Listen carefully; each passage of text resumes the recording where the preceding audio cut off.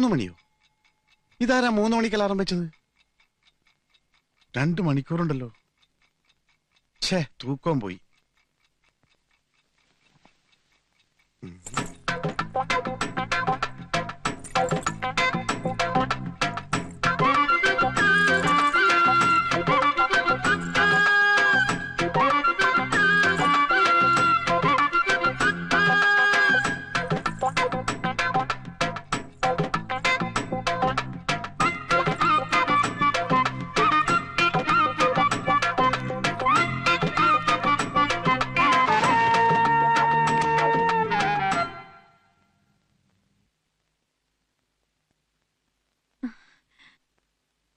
ആഹാ, ആനന്ദ് അവിടെ ഉണ്ടായിരുന്നോ?